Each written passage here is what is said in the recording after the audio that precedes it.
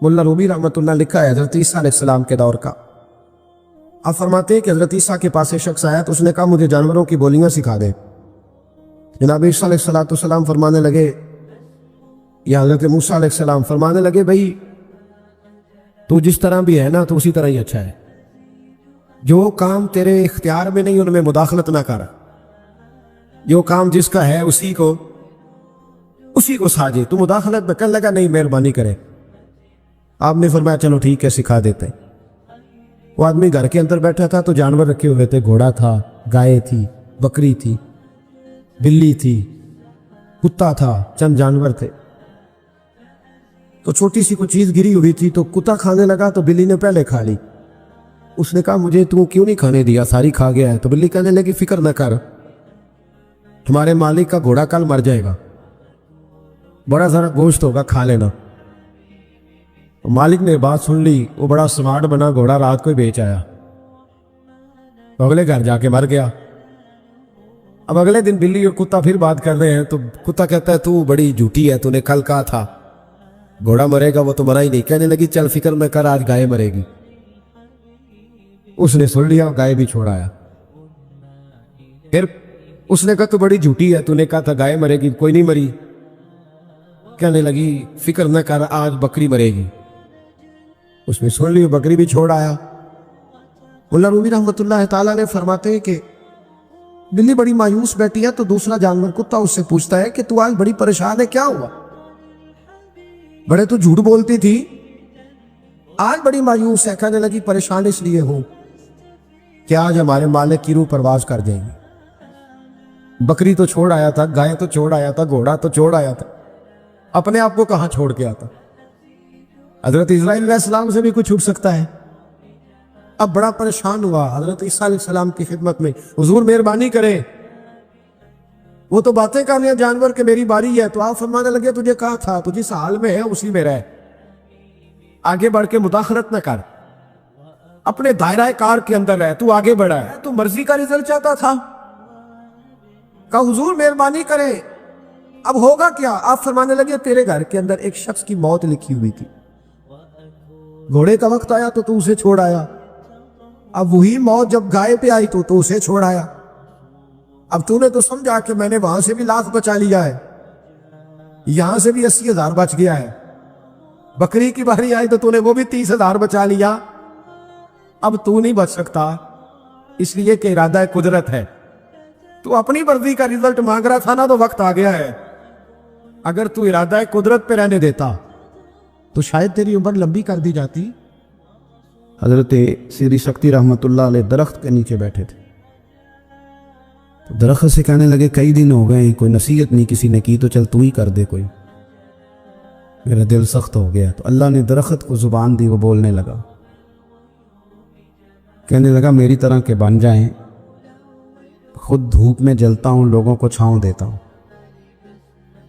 लोग रोड़े मारते और मैं उन्हें फल देता हूं।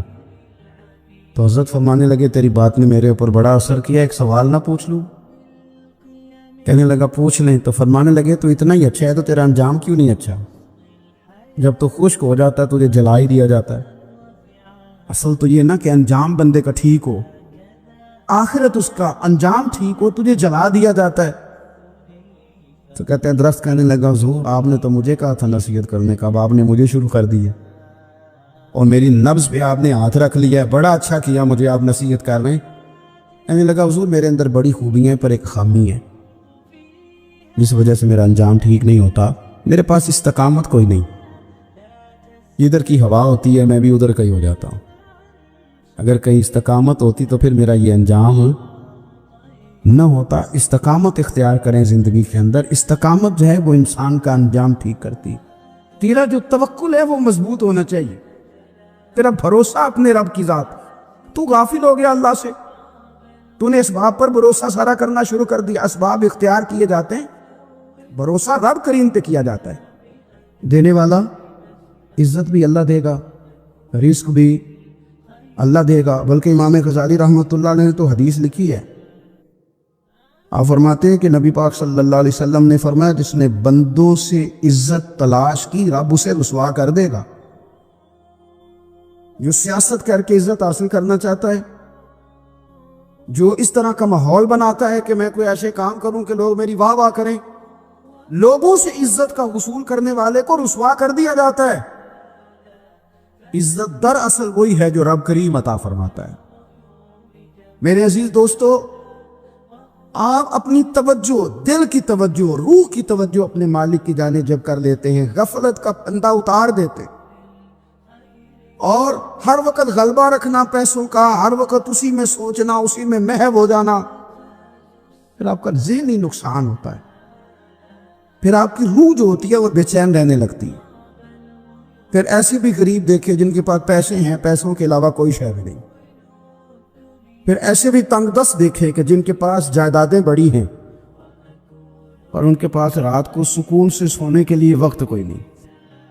عزیز بھائی، حضرت اویس کرنی رضی اللہ تعالیٰ عنہ کی ملاقات ہو گئی حضرت حرم بن حیان کے ساتھ، یہ بھی تابعی ہیں۔ تو حضرت حرم بن حیان رحمۃ اللہ علیہ کہتے ہیں، یہ نا ہم تو خیر بڑی ساری باتیں سنتے ہیں تو نصیحت نہیں نہ حاصل کرتے، ویسے بھی یہ دور تقریریں سننے کا ہے۔ جو عمل کرنے والے لوگ تھے ان کا کیا طریقہ تھا کہ وہ ایک دو جملہ ہی کافی تھا، علم و بس کری وہ یار، وہ ایک کوئی حرف تیری درکار، جملہ ایک بھی تیرے لیے کافی ہے، لیکن شرط یہ کہ تو عمل کا ارادہ رکھتا ہو، تیرا خیال ہو کہ عمل کرنا۔ وہ لوگ نا مختصر سی باتیں کرتے، مختصر سی نصیحتیں کرتے، لیکن وہ عکس جلدی کرتے، اس میں سے اپنے لیے خیر جلدی تلاش کرتے۔ حضرت حرم بن حیان کی ملاقات ہوئی حضرت اویس کرنی رضی اللہ تعالیٰ عنہ کے ساتھ، تو حضرت حرم بن حیان کہتے ہیں، میں نے عرض کی حضور میں کسی ملک میں جا کے رہنا چاہتا ہوں، کہیں سکونت اختیار کرنا چاہتا ہوں، یہاں سے ہجرت کرنا چاہتا ہوں، تو مجھے کوئی آپ مشورہ دے میں کہاں جاؤں؟ تو فرماتے ہیں کہ میں نے جب یہ سوال کیا تو حضرت اویس کرنی نے مجھے اشارہ دیا، فرمانے لگے ملک شام چلا جا۔ کہتے میں نے اگلا سوال کیا، حضور وہاں جا کے کاروبار کیا کروں گا، رہوں گا کیسے، کھاؤں گا کہاں سے؟ تو فرماتے ہیں حضرت اویس کرنی نے رومال اٹھایا، کندھے پہ رکھا اور چلنے لگے۔ میں نے کہا حضور آپ نے سوال کا جواب ہی نہیں دیا۔ تو فرمانے لگے جس دل کو ابھی تک یہی یقین نہیں آیا کہ روزی کون دیتا، اسے میں نصیحت کیا کروں؟ میں تجھے نصیحت کروں جیسے آج تک یہی نہیں پتا کہ روزی کون دیتا ہے؟ تو ابھی تک اپنے دل کو پکا ہی نہیں کر پایا کہ روزی رب دیتا ہے؟ او خدا کے بندے کیا نصیحت کروں تجھے، تو ابھی تک یہاں اڑا ہوا ہے۔ مال کماتے کماتے مقصد مال نہیں بنانا، دولت حاصل کرتے کرتے محبت دولت کی نہیں دل میں پیدا کرنا، بال بچے، گھر بار، مکان، اس کے پیچھے بھاگتے بھاگتے ایسا نہ ہو کہ پلٹ کر دیکھیں تو ہمارا بہت سا روحانی، فکری اور ذہنی نقصان ہو چکا ہو۔ بہت سارے لوگ ہم میں سے ایسے ہیں جو الحمدللہ مقصود نہیں دولت کو بناتے، جن کا مقصود رزق حلال ضرور ہے لیکن وہ اس کو اپنے ذہن پہ سوار نہیں کرتے، صرف دولت کی ہو کے زندہ نہیں ہے، وہ اللہ کے بندے بن کے زندہ ہے، رسول اللہ صلی اللہ علیہ وسلم کے غلام بن کے فخر محسوس کرتے۔ دولت کی طرف جتنی زیادہ ہماری توجہ ہو گئی ہے اور مال کی جانب جتنا زیادہ ہمارا ذہن ہو گیا ہے، سارے رشتے مال میں تلنے لگ گئے، ہر چیز کو اسی عینک سے دیکھا جانے لگا ہے۔ اللہ تعالیٰ نے قرآن مجید میں ارشاد فرمایا کہ یا ایھا الذین آمنوا لا تلہکم اموالکم ولا اولادکم عن ذکر اللہ، اے ایمان والو تمہارا مال اور تمہاری اولاد تمہیں اللہ کے ذکر سے کہیں غافل نہ کر دے۔ اولاد بھی تمہاری ہے، مال بھی تمہارا ہی ہے، رہے گا بھی تمہارے پاس، لیکن اس کی موجودگی میں غافل نہ ہو جانا، غافلوں جیسی زندگی نہ بتانا۔ جو لوگ سڑک کو منزل بنا لیتے ہیں وہ رستے میں رہ جاتے ہیں۔ سڑک جو ہوتی ہے وہ راستہ ہوتی ہے، منزل نہیں ہوتی۔ یہ جو رزق ہے، دولت ہے، مال ہے، اولاد ہے، یہ تو سارا راستہ ہے اللہ کی طرف جانے کا، کہ تھوڑا سا رزق حلال کمائیں، کمر سیدھی ہو جائے اور پھر ہم اپنے رب کریم کی عبادت کریں۔ ہم رزق حلال کمائیں تاکہ ہم ہاتھ پھیلانے سے بچیں اور ہم اللہ کے بندوں کی ضروریات کا خیال کریں، دین کے کاموں میں اپنے آپ کو مشغول کریں، کچھ نہ کچھ اپنا حصہ پیش کریں۔ ये मकसूद था, ये मंजिल नहीं, ये तो सिर्फ एक रास्ता था। हमने अब क्या किया है कि यही चीज हमारी मंजिल बन के रह गई है। रात पैसे गिनना, सवेरे उठ के फिर गिनना शुरू कर देना, पैसों में रिश्तों को तोड़ना, पैसे के साथ ही अपने आप को हर वक्त लगाए रखना। उलझ के रह गए हैं लोग, उलझ के। और फिर कोई बंदा जीत नहीं रहा। हमारे दादा भी यही कहते थे कि कुछ पैसे कमाने हैं ताकि बच्चे पाल लूं। ये कहते कहते चले गए। हमारे अब्बा भी यही कहते थे। फिर उसके बाद हमने भी यही बोली बोलनी शुरू कर दी है। तो जीता तो कोई भी नहीं, जीता तो कोई भी नहीं। माल को जरूर हासिल करे। हजरत भावलक नक्शबंद बुखारी रहमतुल्लाह अलैह फरमाते हैं, मैंने ना मिना के मैदान में एक नौजवान देखा जो लाखों का कारोबार कर रहा था, लाखों का, दिनारों का कारोबार करता था, सोने चांदी हीरे जवाहरात का काम करता था। लेकिन फरमाते मैंने उसके दिल पे नजर डाली, लाखों का काम करता था पर उसका दिल एक मिनट के लिए भी अपने रब की याद से गाफिल नहीं था। हर वक्त उसका दिल अपने मालिक की याद में मसरूफ था, हर वक्त। इरशाद फरमाते हैं कि मेरा शुरू में उसके बारे में गुमान ये था कि देखो ये शख्स क्या कर रहा है, पैसा कमा रहा है, दौलत के चक्कर में पड़ा हुआ है।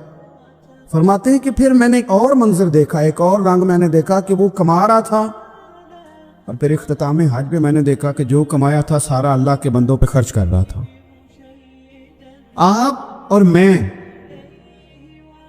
हमने देखना सिर्फ ये है कि कहीं ऐसा तो नहीं है कि दौलत में उलझ गए। बहुत सारे लोगों ने ये कहा था, हम सुनते थे जब कोई आदमी जाने लगता था ना परदेश पैसा कमाने के लिए, तो वो कहा करता था कि मैं मुल्क से बाहर जा रहा हूं, 2 4 5 साल लगा के आऊंगा, वापिस आके फिर यहां मैंने कोई काम करना है, थोड़े से पैसे कमाऊं ताकि यहां ना फिर मेरा सिलसिला कोई बन जाए। वो 3 साल लगाने गए थे पर 30 गुजर गए हैं, लौट के वापस कोई नहीं आए। वो 4 साल का कह के गए थे पर साल 40 हो गए, लौटे नहीं। क्यों नहीं लौटे? इसलिए कि पहले मुफाद छोटा था, ख्याल ये था कि थोड़े से पैसे आ जाएंगे, बच्चों का खर्चा चलने लग जाए, फीसें पूरी होने लग जाएं और मुझे किसी से मांगना ना पड़े, तो बस फिर मैं कामयाब हूं। ये तय किया था। उसके फौरन बाद फिर जब बाहर गए तो ख्याल आया कि नहीं, सिर्फ पंखे का नहीं एसी का बिल भी देना पड़ेगा। फिर थोड़ा और आगे बढ़े तो ख्याल आया कि छोटी गाड़ी पे गुजारा नहीं होता, बड़ी गाड़ी ना ले लें। फिर ख्याल आया कि बड़ी गाड़ी ली है तो ये तो अंदर खड़ी नहीं होती, सामने वाला प्लाट मिल जाए तो जरा गिराज अच्छा बन जाएगा। फिर उलझते उलझते उलझ गए दोस्तों। फिर ना मालिक हकीकी की जानिब वो नजर जो हमारी होनी चाहिए थी ना रही। ज़ौक़ से नमाज पढ़ते थे, फिर हमारी नमाजें मुख्तसर हो गई। हम सवेरे उठ के ज़ौक़ से कुरान पाक पढ़ते थे, फिर वो वक्त भी हमारा दफ्तर की तैयारी में लग गया। रात दुरूद शरीफ पढ़ते थे, लेकिन वो भी सारा हमारा हिसाब किताब में वक्त गुजर गया। हमने ये समझा ही नहीं कि दौलत कारखाना नहीं देता, दौलत सेठ साहब नहीं देते, दौलत आपको आपकी फैक्ट्री नहीं देती, देने वाले तो रब करीम की जात है। तो जहां से आना था वहां तवज्जो देनी चाहिए थी कि जहां सिर्फ एक सबब था, जरिया था। हजरत अब ऐसे करनी रदी अल्लाह ताला, हमारे सूफिया में एक लफ्ज बोला जाता है फक्र बूज़र, यानी कुछ लोग ऐसे हैं जो सैयदना अबू ज़र गिफ़ारी रदी अल्लाह ताला अन्हु के तरीके पे चलते हैं। एक लफ्ज बोला जाता है फक्र बूज़र। कुछ लोग फक्र बूज़र के कायल थे, इसी मिजाज के कायल थे हजरत सैयदना वैसे करनी रदी अल्लाह ताला। उनके ज़हन में एक बात बैठ गई थी कि यार देने वाला अल्लाह है, हमारी जो गफलत है ना वो भला क्यों हुई है? वो इसलिए हुई है कि पैसे किसी को भी बुरे नहीं लगते, पता नहीं इनमें क्या कशिश है। ये ना आप किसी जगह भी इनका नाम ले लेते हैं, ये किसी जगह भी आ जाते हैं तो ये बुरे लगते ही नहीं। ये जनाब बड़ी बड़ी फकीरी का दावा करने वाले और लोगों को तरीक़त और तसव्वुफ का दर्स देने वाले, उनको भी अच्छे लगते हैं। ये तो जनाब जो लोगों को कह रहे हैं फकीर हो जाओ फकीर हो जाओ, वो खुद अमीर होते जा रहे हैं। ये पता नहीं इनमें क्या ऐसा खास। हमारे एक उस्ताद थे तो मिजाज में बड़ी ज़राफ़त थी, हालांकि बड़े अल्लाह वाले बंदे थे। تو بات بڑی وہ دل لگی کیا کرتے تھے. تو ایک دن ہم نے پوچھا استاد جی خوشبو کون سی اچھی لگتی ہے؟ کہنے لگے بیٹا جو پیسوں میں سے آتی ہے وہ مجھے بڑی اچھی لگتی ہے، اس لیے کہ ملتے کم ہیں. ہمارا نا جب اس طرح کا ذوق بن جاتا ہے نا، آپ مزاج بنا لیتے ہیں پیسوں کا. لوگ سمجھتے ہیں کہ غریبی کا ڈر شاید زیادہ ڈر ہے، لیکن کبھی آپ دروازہ رسول پہ جائیں نا تو حضور نے تو کوئی اور ڈر بیان کیا ہے. حضرت ابو عبیدہ بن جراح رضی اللہ تعالیٰ عنہ بحرین سے نا مال لے کے آئے بہت سارا. حضور نے بھیجا، جزیہ لینے گئے یا مال غنیمت کا کچھ مال تھا، آپ لے کے مسجد میں آئے تو لوگوں کو پتہ چل گیا کہ آج مال آیا ہے. اب سب کو حصہ ملتا تھا اس میں سے، بدریوں کو زیادہ ملتا تھا، باقی لوگوں کو بھی ملتا تھا. تو فجر کی نماز کے بعد لوگ گھروں کو جایا کرتے تھے، لیکن آج پتہ چلا نا مال آیا. تو یہ سیاستہ میں حدیث موجود ہے، سب لوگ مسجد میں بیٹھے رہے. حضور علیہ السلام نے فرمایا تمہیں پتہ چل گیا مال آیا؟ عرض کی حضور ہاں. فرمایا تمہیں بانٹنے لگے ہیں، دینے لگے ہیں. ہم نا غریبی سے ڈرتے ہیں، ہم اپنے بچوں کے لیے دعا کرتے ہیں ان پہ غربت نہ آئے، ہم اپنے بہن بھائیوں کے لیے دعا کرتے ہیں ان پہ غربت نہ آئے. کرنی چاہیے، لیکن ذرا اس حدیث کے مفہوم کو بھی دیکھیے گا. نبی پاک صلی اللہ تعالیٰ علیہ وآلہ وسلم نے فرمایا تمہیں دینے لگے ہیں، مال آ گیا ہے، لیکن میرے قریب نے اپنی امت کے لیے جس چیز کا ڈر محسوس کیا وہ کیا ہے؟ حضور کے دل میں کس چیز کا خدشہ تھا وہ کیا ہے بیان کیا. حضور فرمانے لگے لوگو مجھے تم پر غربت کا ڈر نہیں، یہ ڈر نہیں کہ تم غریب ہو جاؤ گے، بلکہ مجھے تو ڈر ہے کہ تم پر دولت پھیلا دی جائے گی، تم زیادہ مالدار ہو جاؤ. خوف غریبی کا نہیں، خوف تمہارے مال کا ہے. اور حضور فرماتے ہیں کہ پھر تم انہی باتوں میں مبتلا ہو جاؤ گے جن میں پرانی امتیں مبتلا ہوئی تھی، اور جب وہ اللہ کی نافرمانی میں مبتلا ہوئی تھی تو پھر وہ ہلاک کر دی گئی تھی. مجھے ڈر ہے، مجھے ڈر ہے. ہاں جہاں دولت آتی ہے وہاں سستی بھی آتی ہے، جہاں دولت آتی ہے وہاں معاذ اللہ عیاشی بھی آتی ہے. جہاں دولت زیادہ آ جاتی ہے وہاں پھر لوگ ہر چیز کو دولت میں تولنے لگتے ہیں. جہاں دولت زیادہ آتی ہے میرے بھائی، پھر لوگ سمجھتے ہیں کہ ہر چیز میں خرید لوں گا. پھر لوگوں کے ذہنوں کے اندر اس طرح کا فطور آتا ہے. حضور نے فرمایا مجھے ڈر ہے تمہارے دولت مند ہونے کا، ڈر ہے دولت مند ہونے کا. یارو اپنے پیسوں سے ڈرا کرو، اپنی جائیدادوں سے ڈرا کرو، اپنے مال سے ڈرا کرو. وہ ہم نے جو بڑے بڑے محلات تعمیر کرنے شروع کیے ان سے ڈرا کرو، اس لیے کہ حضور نے فرمایا مجھے ڈر ہے. حضرت ابو بکر صدیق رضی اللہ تعالیٰ عنہ تشریف فرما تھے. ہمارے نا بچے بہت زیادہ آسانی مانگتے ہیں. اقبال نے کہا لہو مجھ کو رلاتی ہے جوانوں کی تن آسانی. جب میں جوانوں کا مزاج دیکھتا ہوں نا کتنے آرام پسند ہو گئے ہیں تو پھر میری آنکھوں سے لہو بہتا ہے. لہو مجھ کو رلاتی ہے جوانوں کی تن آسانی. ان کا وجود اتنا آسانی کا ماحول لینا چاہتا ہے، ذرا سی بھی کوئی تکلیف آپ دیکھ لیں، لائٹ بند ہو جائے تو مصیبت کھڑی ہو جاتی. کسی جگہ چند منٹ کے لیے، آدھے گھنٹے کے لیے ٹریفک بند ہو جائے تو مثلاً کیا ہو جائے گا. لیکن یہ کہ طبیعتوں میں تلخی، اور جب وہ گاڑیاں آہستہ آہستہ چلتی ہیں تو ایک دوسرے سے آگے بڑھنے کی وہ شدت، وہ ہمارے مزاج میں ایک دوسرے کے بارے میں دل میں بڑے بڑے جملے. کیوں؟ اس لیے کہ ہماری طبیعت آسانی پسند ہے. ذرا سی بھی کوئی رکاوٹ ہم نہیں برداشت کرتے. تھوڑی دیر کے لیے ٹھہرنا پڑ جائے ہمارے لیے بڑا مشکل کام. آپ ہمیں ہماری مرضی کے خلاف کوئی بات کر دیں تو ہمیں بگڑا ہوا سمجھے. ہماری طبیعت میں وہ آسانی ہے. یہ آسانیاں انسان کو پھر بڑے بڑے کام نہیں کرنے دیتی، پھر انسان کمزور پڑ جاتا ہے. پھر وہ کوئی کسی انقلابی تحریک کا کبھی حصہ نہیں بن سکتا. اگر وہ بڑی صلاحیت بھی رکھتا ہو تو وہ زندگی میں کوئی کارنامہ سر انجام نہیں دے پاتا، کیونکہ طبیعت میں آسانی آ گئی، اس کا مزاج ہی نہیں. جس بندے کو گرمی زیادہ لگتی ہے وہ کیسے آگے بڑھے گا؟ یہ سیٹھوں کے بیٹے، مالداروں کے بیٹے، پیروں کے بیٹے، بڑے بڑے جناب مشائخ کے صاحبزادگان الا ماشاءاللہ، آگے نہ بڑھنے کی وجہ کیا ہے؟ صرف یہ ہے کہ طبیعت کا تقاضا یہ ہے کہ ایک آدمی نے رومال پکڑا ہے، دوسرے نے جوتا پکڑا ہے، تیسرا گاڑی کھول رہا ہے۔